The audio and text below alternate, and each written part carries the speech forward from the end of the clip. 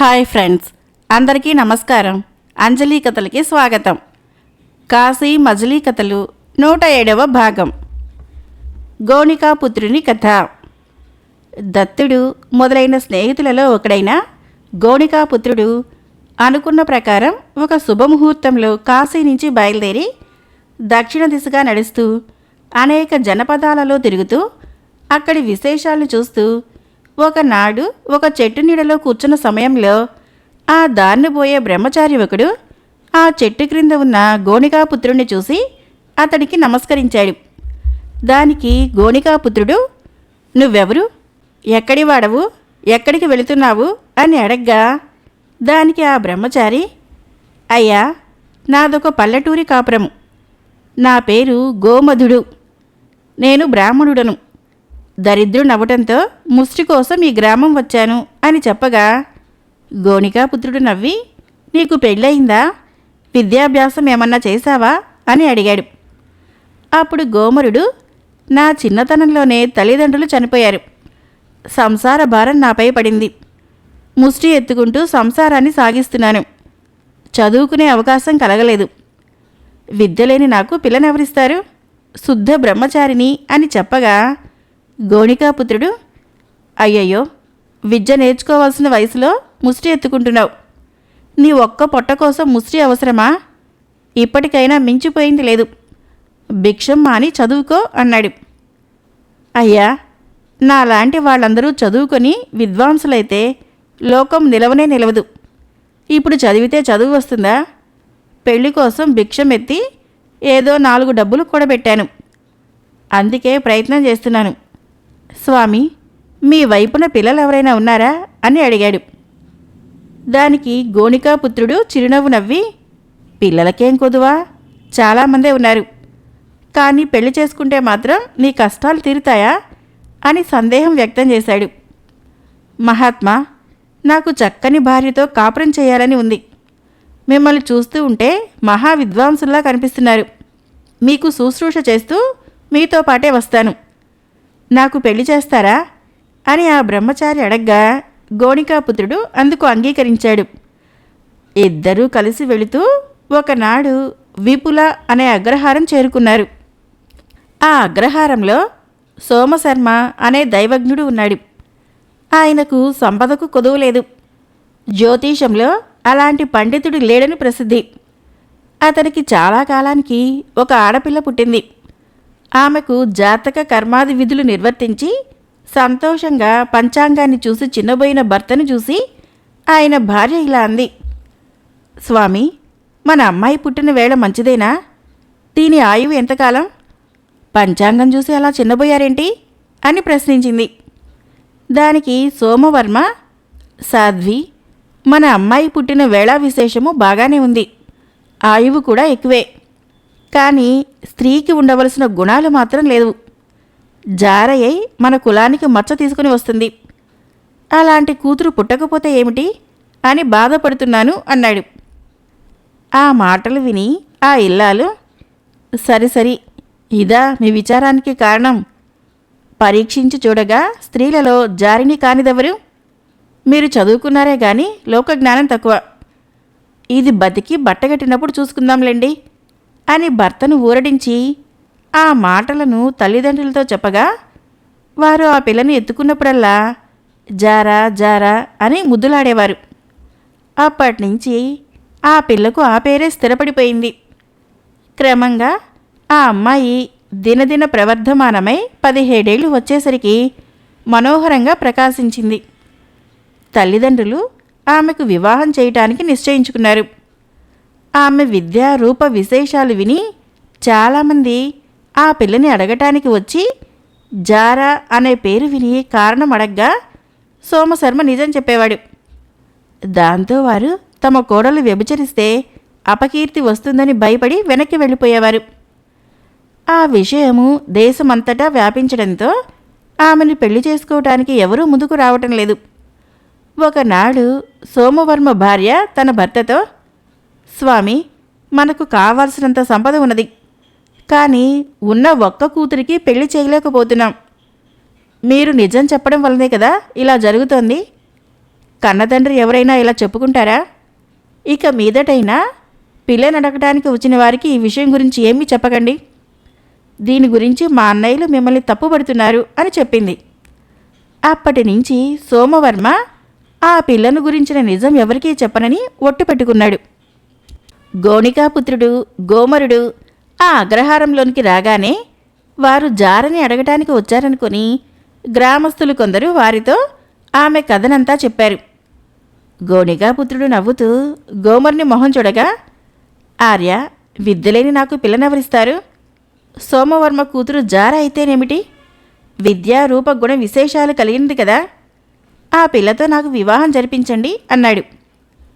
అందుకు గోణికాపుత్రుడు, గోమర, పెళ్లి చేసుకుంటానంటే సంతోషమే గాని రాబోయే అనర్థం విన్నావు కదా అని చెప్పగా విని ఆ బ్రహ్మచారి, మహాత్మా, మగవాడు సమర్థుడైతే అది ఎలా వ్యభిచరించగలదు అన్నాడు. గోణికాపుత్రుడు ఆ మాటలకు నవ్వుకొని, ఇప్పుడే ఎందుకు, ముందు ముందు చూద్దాం అన్నాడు. కానీ వారు తిన్నగా సోమవర్మ ఇంటికి వెళ్ళారు. వారిని చూసి సోమవర్మ భార్య బ్రహ్మచారులను తలచి పిల్లను చూడటానికే వచ్చారని భావించి వారికి తగిన మర్యాదలు చేసింది. ఇంతలో సోమవర్మ కూడా చెరువు దగ్గర స్నానం చేసి వచ్చి భార్య ద్వారా వారి రాకకు కారణం తెలుసుకుని ఆనందించాడు. సోమవర్మ భార్య వారందరికీ భోజనాలు వడ్డించింది. భోజనానంతరము తాంబూలం వేసుకుంటూ గోణికాపుత్రుడు, ఆర్య, మీకు పిల్లలెంతమంది అని అడగ్గా సోమవర్మ తన కూతుర్ని పిలిచాడు. చక్కగా అలంకరించుకుని వచ్చిన ఆ పిల్లను చూసి గోమరుడు మోహావేశంతో, ఈ అమ్మాయి చాలా బాగుంది, స్థితి గలది, నగలేమీ పెట్టనక్కర్లేదు, గోణికాపుత్రుడు గాని పెళ్లాడడు కదా, ఇది జారిని అయితేనేమి అని రకరకాలుగా అనుకున్నాడు. అప్పుడు సోమవర్మ కూతుర్ని ఒడిలో కూర్చోబెట్టుకుని, అయ్యా, ఇది ఒక్కతే నాకు సంతానం, లేక లేక కలిగింది అని చెప్పగా గోణికాపుత్రుడు ఆమె జాతకం అడిగాడు.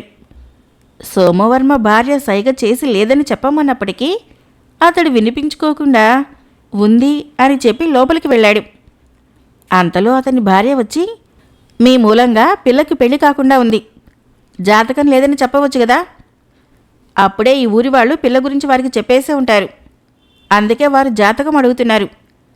ఈ సంబంధం దాటిపోతే దానికి ఇంక పెళ్లి కాదు, కాబట్టి జాతకం లేదని చెప్పండి అని మందలించి బయటికి పంపేసింది. సోమవర్మ వచ్చి, అయ్యా, జాతకం ఎక్కడ పెట్టానో కనిపించడం లేదు, తర్వాత ఇస్తాను. మిమ్మల్ని చూస్తుంటేనే మీరు ఉత్తమ కులానికి చెందినవారని తెలుస్తోంది. మీతో సంబంధం చేసుకోవాలని మా వాళ్ళు ఆశపడుతున్నారు, మీ అభిప్రాయం చెప్పమన్నాడు. అంతలో సోమవర్మ భార్య యువతలకి వచ్చి, అయ్యా, ఈ ఊర్లోని వాళ్ళు మాకు విరోధులు, వారి మాటల్ని పట్టించుకోకండి. మా అమ్మాయిని చూశారు కదా, కొన్ని కారణాల వల్ల పెళ్లి చేయటం ఆలస్యమైంది, మా అమ్మాయిని పెళ్లి చేసుకుని సుఖంగా ఉండండి అంది. ఆ మాటలు విని గోణికాపుత్రుడు నవ్వి, అమ్మా, నేనిప్పుడు వివాహం చేసుకోను, ఇతను నా శిష్యుడు, ఇతని కోసమే ఇక్కడికి వచ్చాను. మీరన్నట్లే ఈ ఊరి వాళ్ళు ఏవో కొన్ని మాటలు చెప్పారు, అయినా వాటిని మేము నమ్మము, ఇతనికిచ్చి పెళ్లి చేయండి, మీ ఇంట్లో ఇల్లరికం ఉంటాడు అని చెప్పగా దానికి ఆ ఇల్లాలు, బాబు, ఎవరైనా మంచిదే, మా ఇంట్లోనే ఉండమని మేము కోరుకుంటున్నాము, ఎక్కువ వ్యవధి లేకపోవటం వలన రేపే వివాహం చేయటానికి అంగీకరించండి, బంధువులు తర్వాత వస్తారు, ఇరువైపులా మీరే పెళ్లి పెద్ద అని చెప్పడంతో సంతోషంగా అంగీకరించాడు. సోమవర్మ ఊరిలో ఎవ్వరినీ పిలవకుండా బంధువులకు చెప్పకుండా మర్నాడు గుడిలో గోమరునికి జారకి పెళ్లి జరిపించాడు. అప్పటికి గాని వారి ప్రాణాలు కుదుటపడలేదు. అప్పుడు గోమరునికి గల ఆనందము వర్ణనాతీతం. వివాహమైన 4 రోజులకు ఒకనాడు సోమవర్మ గోణికాపుత్రునితో తన కుమార్తె వృత్తాంతాన్నంతా వివరించగా అతడు నవ్వుతూ, అయ్యా, మీరు వైదికోత్తములు, అయినా లోకజ్ఞానం అంతగా లేనివారు, మీ గురించి మాకు ముందే తెలుసు. పతిపై అనురాగము, సంతాన ప్రీతి, వయసు మీరటము, దుఃఖం వలన ఏ స్త్రీ కూడా వ్యభిచరించదు, కానీ ధర్మాపేక్ష చేత కాదు అని కొక్కోకుడే చెప్పినాడు. మీరు మీ మాటల ద్వారానే ఇంత ముప్పు తెచ్చుకున్నారు. మీ అల్లుడు గట్టివాడు, భార్యను కాపాడుకోగలడు అని చెప్పగా విని సోమవర్మ ఆనందంతో అతన్ని కౌగలించుకున్నాడు. గోణికాపుత్రుడు కొన్ని రోజులు అక్కడ ఉండి భార్యను కాపాడుకునే విధానాలని గోమరునికి చెప్పి ధారానగరం ప్రయాణమయ్యాడు. గోమరుడు అత్తవారింట్లో రాజభోగాలు అనుభవిస్తూ సుఖంగా కాలం గడపసాగాడు. ఒకనాడు గోమరుడు మామగారికి చెప్పి కావలసినంత ధనం తీసుకుని భార్యని వెంటబెట్టుకుని తన దేశానికి పోయి ఒక మహారణ్యం మధ్యలో గొప్ప మేడ కట్టించి భార్యతో సహా అందులో ప్రవేశించి ఇనప పంజరంలోని చిలుకల ఆమెనెక్కడికి కదలనివ్వకుండా ఉండగా ఆమెలో యవ్వనం ప్రవేశించింది. అప్పుడు ఒక మంచి ముహూర్తం చూసి అతడు, తరుణి, నీకు చెప్పేవారు ఎవరూ లేరు. నేడు కేళీ మందిర విలాసాలన్నీ చెబుతాను. చక్కగా తెలుసుకొని వాటిని పాటించు. వేడి నీళ్లతో స్నానం చేసి కొత్త బట్టలు ధరించి నన్ను కలుసుకో. ఇలాగే ప్రతిరోజు చేయమని చెప్పి ఆ విధంగా చేయిస్తూ ఉండేవాడు. లోకజ్ఞానం తెలియని ఆమె భర్త చెప్పినట్లుగానే నడుచుకునేది. అలా కొన్ని రోజులు గడిచాయి. ఒకనాడు గోమరుడు ఇంట్లోకి సరుకులు తేవటానికి వేరే గ్రామానికి వెళుతూ భార్యతో, ఓసి, నేను ఊరికి వెళ్ళి రాత్రికి వస్తాను. వీలు కాకపోతే ప్రొద్దున వస్తాను. తలుపులు వేసుకొని జాగ్రత్తగా ఉండు అని చెప్పి అతను వెళ్ళిపోయాడు. అది మొదలు ఆమె విరహంతో జన్మఫలం కారణంగా పరపురుషుని గురించి ఆలోచించి చక్కగా అలంకరించుకొని, ఆహా, ఈ రాత్రికి లోపలికి ఎవరైనా రాకూడదా? నాకీ నిర్బంధవాసం ఎందుకు? మా ఊరిలో ఉంటే ఈ పాటికి స్వేచ్ఛగా తిరిగేదాన్ని కదా. సాయంకాలం లోపల ఎవరైనా రాకపోతారా అనుకుంటూ మేడ ఎక్కి చూసింది. అప్పుడు 4 వ్యక్తులు అటుగా రావటం గమనించి, ఆహా, నేడు నా అదృష్టం ఫలించింది. వీరు 4 ఈ రాత్రి గడపవచ్చు. నా భర్త వచ్చే వేళ మించిపోయింది అనుకుంటూ ఆమె, ఓహో బాటసారులారా, చీకటి పడుతోంది. దగ్గరలో గ్రామం ఏదీ లేదు. ఇక్కడికి రండి. ఇక్కడ నిద్రపోయి రేపొద్దున వెళ్ళిపోదురు గాని అని కేకపెట్టింది. బాటసారులు ఆ మాటలు విని, ఈ గృహస్థురాలు మనల్ని పిలుస్తున్నది, భోజనం కూడా ఏర్పాటు చేస్తుంది.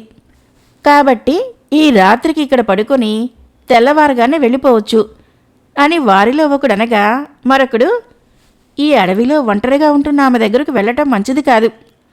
అది ఏ భూతమో, దెయ్యమో, పిశాచమో, బ్రహ్మరాక్షసో అయి ఉంటుంది అన్నాడు. వాడి మాటలు విని ఇంకొకడు, ఛీ, నీకన్నీ అనుమానాలే. చంద్రబింబంలాగా ఉన్నామే బ్రహ్మరాక్షసులా కనబడుతోందా? గొప్పవారు ఇలా మేడలు కట్టుకుని సుఖంగా జీవిస్తారు. ఉపకారం చేయటానికి పిలుస్తుంటే లేనిపోని అనుమానాలు ఎందుకు వస్తాయి మనకి? మనం అక్కడికి వెళ్ళటమే మంచిది అనుకొని, అమ్మాయి, మేము అక్కడికి వస్తున్నాం, తలుపు తీయి అని 4వ వాడు కేకపెట్టాడు. అప్పుడు ఆమె వెంటనే వచ్చి తలుపులు తీసి వారిని లోపలికి ఆహ్వానించింది. వారిని ఒక గదిలో ఉంచి వెంటనే వంట చేసి భోజనం పెట్టింది.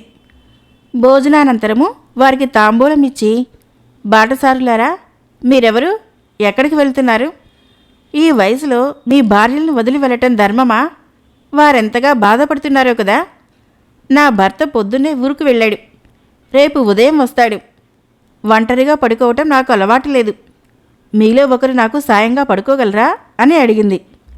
దానికి వారు, సుందరి, నువ్వెవరు? నీ భర్త ఎందుకు ఊరికి వెళ్ళాడు? నీ వృత్తాంతం ఏమిటో చెప్పు. 4 నీకు సాయంగా ఉండగలము అన్నారు. దానికి ఆమె, ఇది నా పూర్వపుణ్యం. 4 చూసే భాగ్యం నాకు లేదు. తల్లిదండ్రులను వదిలి వచ్చాను. నేనిక్కడికి వచ్చిన తర్వాత పరపురుషుణ్ణి చూసి ఎరుగను.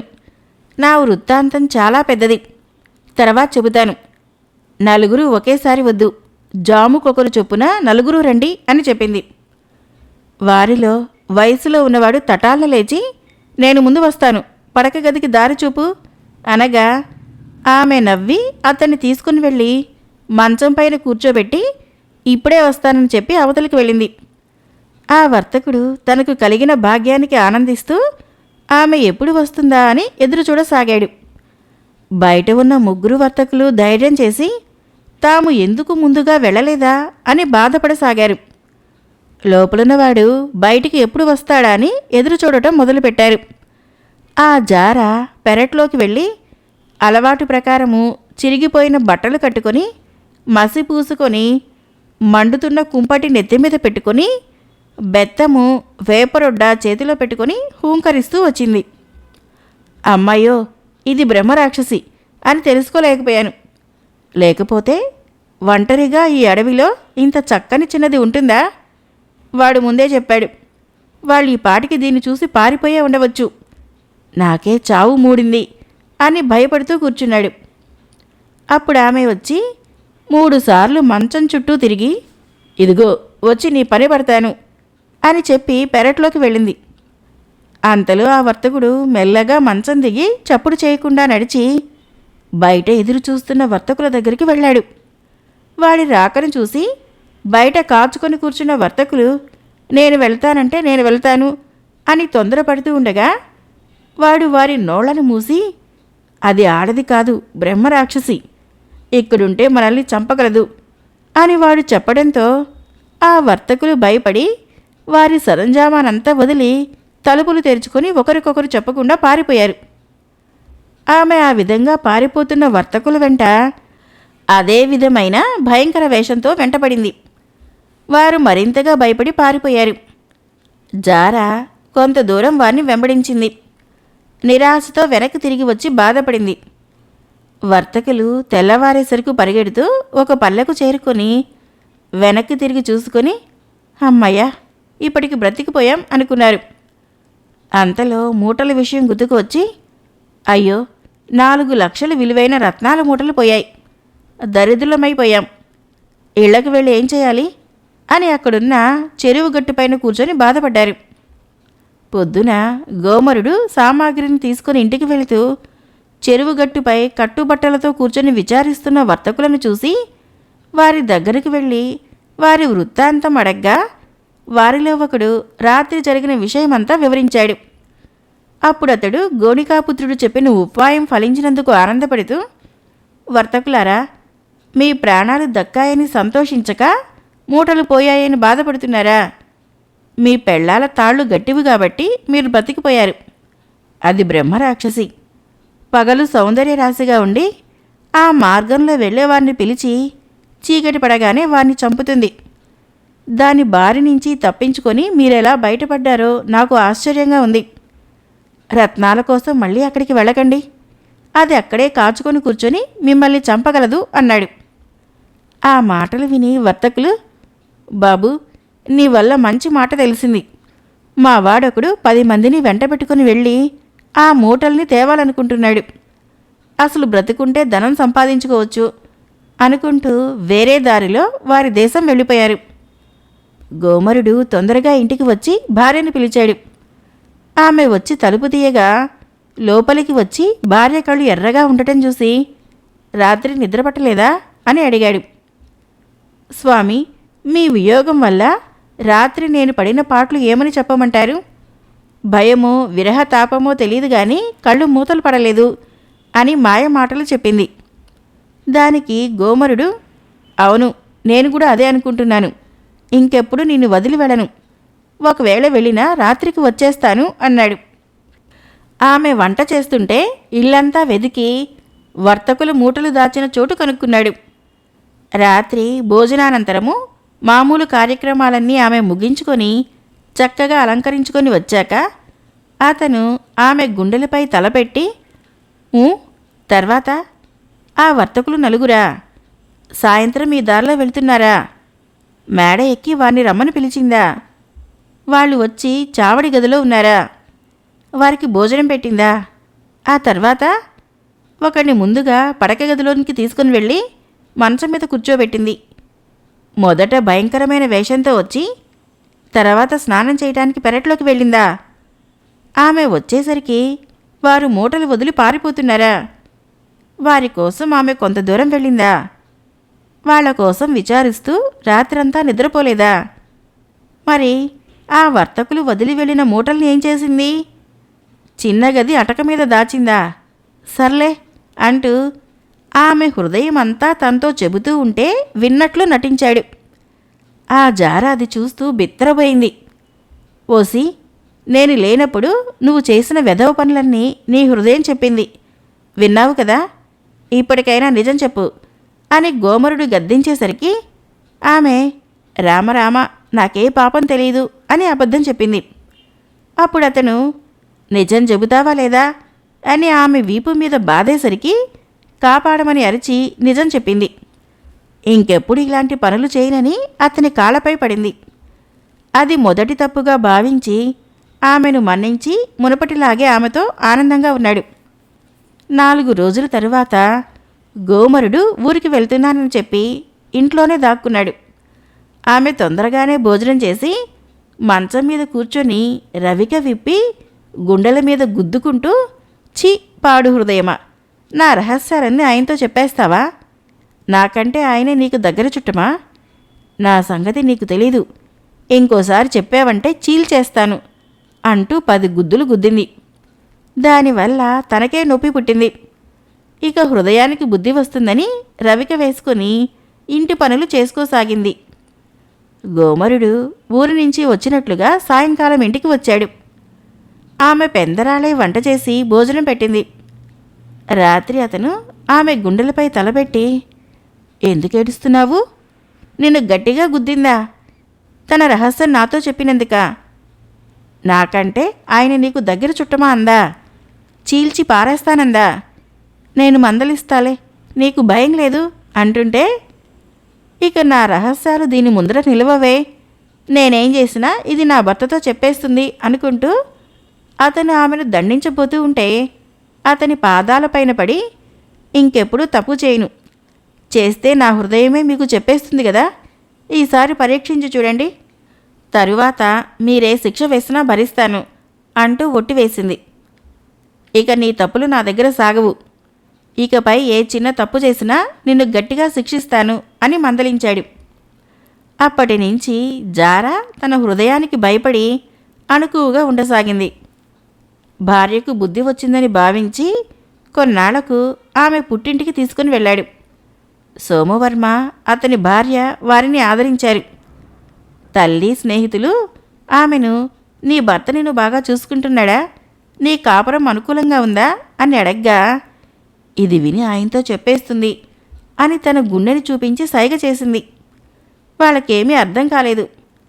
తల్లి ఒంటరిగా ఉన్నప్పుడు తరచి తరచి అడగ్గా నేనేం చేసినా నా హృదయం ఆయనకు చెప్పేస్తుంది, నన్నేమి అడక్కండి, నా కాపురం బాగానే ఉంది అని జార సమాధానం చెప్పింది. ఆవిడ ఆ మాటలు సోమవర్మకు చెప్పగా అల్లుడు పెట్టిన నియమంతో తమ కూతురికి బుద్ధి వచ్చిందని గ్రహించి గోమరుని మెచ్చుకొని వాళ్ళని తమ ఇంట్లోనే ఉంచుకొని కాపాడుకోసాగాడు. జారా భర్త చెప్పిన విధంగా కులటలతో, యోగినులతో, భిక్షకులతో, నటులతో, విటులతో, మూలికా వైద్యులతో ఎప్పుడూ మాట్లాడేది కాదు. వారు దూతలుగా వచ్చి పతివ్రతలను కూడా చెడు మార్గాలలో నడిపించగలరు. అంతేకాకుండా భర్తకి ఏది ఇష్టమో తెలుసుకొని భోజన సదుపాయాలు చేస్తూ పతివ్రతగా ప్రసిద్ధి చెందింది. స్త్రీలు సహజంగా దోషగుణం కలిగిన వారైనా మంచి నడవడిక వలన చక్కబడతారు. గోమరుడు కొన్ని రోజులు అత్తగారింట్లో ఉండి భార్య గుణం మారిందని నిశ్చయించుకున్న తర్వాత మామగారితో చెప్పి తనకు ఎంతో ఉపకారం చేసిన గోణికాపుత్రుణ్ణి చూడటానికి ధారానగరం బయలుదేరాడు. అప్పటి వరకు కథ చెప్పి ఆపి మిగిలిన కథను తర్వాత మజిలీలో చెప్పడం ప్రారంభించాడు మణిసిద్ధుడు. కాశీ మజిలీ కథలు 107వ భాగం సమాప్తం. ఫ్రెండ్స్, నా కథలు నచ్చినట్లయితే మన ఛానల్ని తప్పకుండా సబ్స్క్రైబ్ చేయండి, లైక్ చేయండి, షేర్ చేయండి, కామెంట్ చేయండి. Thank you.